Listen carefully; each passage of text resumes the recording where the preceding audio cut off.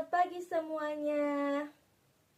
Alhamdulillah, pagi hari ini kita masih diberikan kesempatan untuk mengikuti pembelajaran seperti biasanya.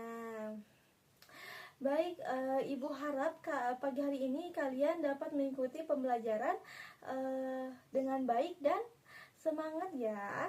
Oke. Sebelum kita memulai pembelajaran hari ini, mari kita berdoa terlebih dahulu ya. Berdoa di dalam hati dimulai.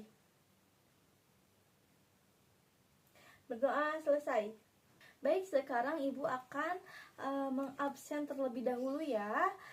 Jika nama yang terpanggil, angkatkan tangannya ya, agar Ibu hadirkan. Oke. Amel, hadir? Ada. Anggun? Ada. Beben? Ada. Caca? Ada. Raisa? Ada. Nopal? Hadir. Yulia? Hadir. Jain? Hadir. Alhamdulillah, hari ini semuanya pada hadir ya. Baik, tujuan pembelajaran hari ini yaitu tentang toharoh ya. Adapun poin-poinnya yaitu toharoh menurut ajaran Islam. Baik, Ibu akan bertanya nih kepada kalian, apa itu toharoh? Ada yang tahu? Acungkan tangan. Oke. Boleh, Nabila apa? Iya, benar. Menurut Nabila, toharoh itu adalah bersuci dari najis dan hadas. Iya, betul. Oke, di sini ada yang tahu apa itu najis? Siapa yang tahu? Beben? Oke, apa Beben?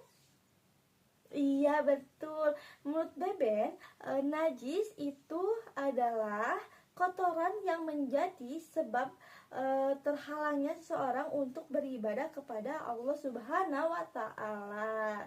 Iya, betul Beben. Dan terakhir nih, ada yang tahu itu hadas. Siapa yang tahu? Raisa apa? Oke. Iya, betul. Menurut Raisa, hadas itu adalah keadaan tidak suci pada diri seseorang muslim yang menyebabkan ia tidak boleh sholat gitu, tidak boleh sholat, tawaf dan selain sebagainya. Baik, sekarang kalian sudah tahu sedikit-sedikitnya tentang toharoh. Apa itu toharoh? Apa itu najis? Apa itu hadas? Nah, karena toharoh itu meliputi dua hal, yaitu hadas dan najis.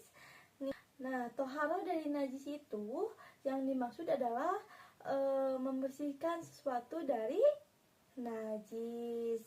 Nah, najis itu ada 3 macam. Yang pertama najis muhafafah, yang kedua najis mutawassithah, yang ketiga najis mughalladah. Nah, najis itu ada tingkatnya, najis kecil, sedang, dan besar. Baik, yang pertama itu najis muhafafah, yaitu najis teringan atau najis kecil. Iya.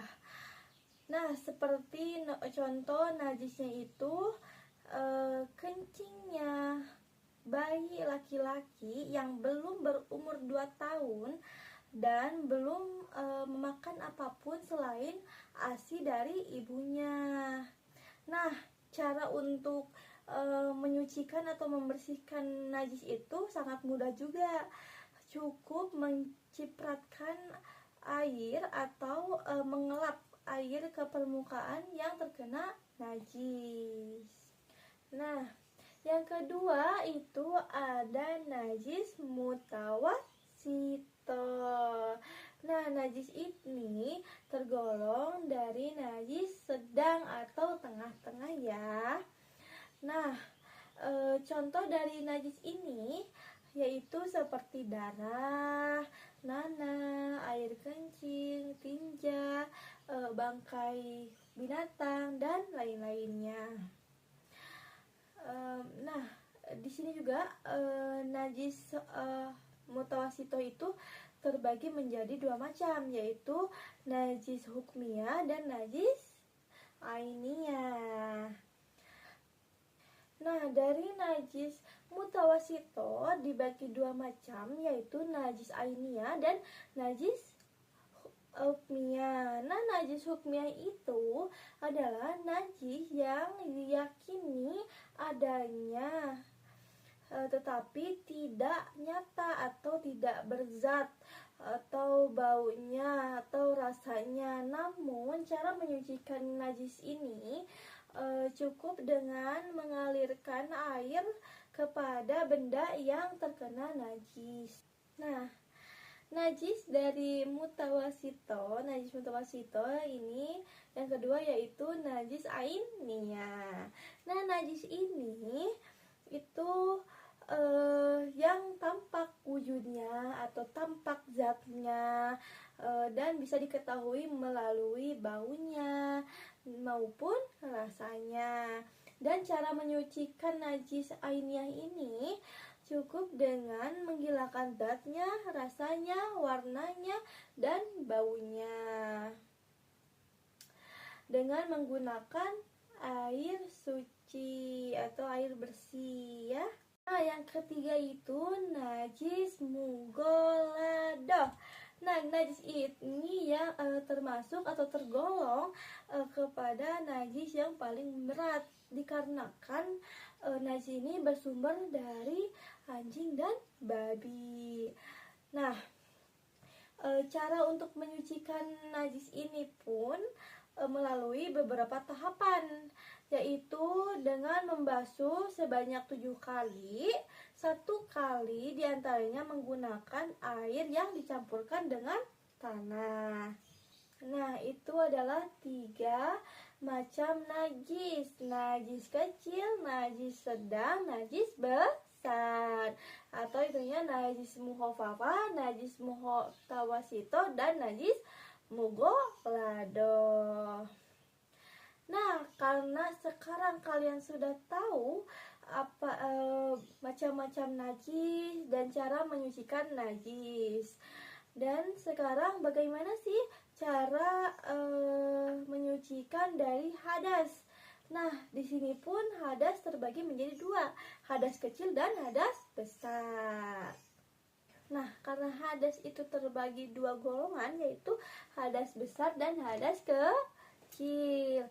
Jika nih kalian terkena najis kecil, terus atau mengalami atau melakukan dari salah satu 4 tersebut, yang pertama yaitu mengeluarkan sesuatu dari kubul atau kemaluan dan dubur.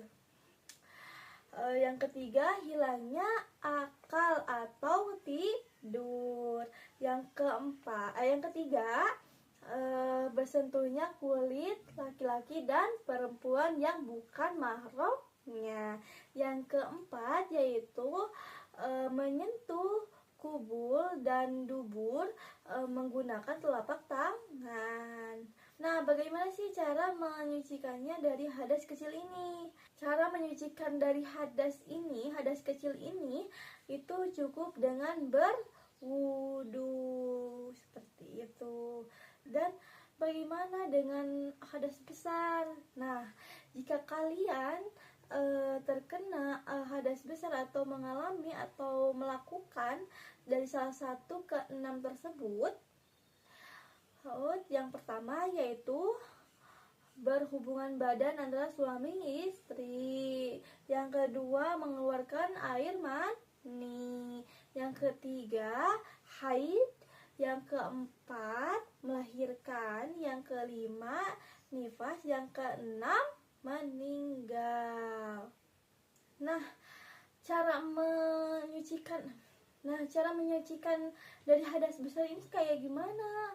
Bagaimana? Nah, Cara menyucikannya itu cukup dengan mandi wajib atau mandi besar, yaitu membasahi seluruh badan dari kepala sampai ujung kaki itu harus terbasahi. Nah, jadi toharoh itu adalah suci dari hadas, dan najis itu adalah sesuatu hal yang menghalangkan kita beribadah atau sholat kepada Allah Subhanahu wa Ta'ala. Dan hadas itu keadaan tidak suci yang tidak diperbolehkan untuk sholat, tawaf, dan sebagainya.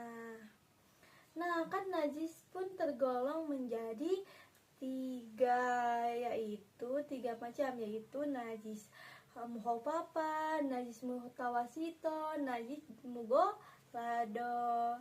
Dan hadas itu menjadi dua bagian atau dua macam, yaitu hadas kecil dan hadas besar.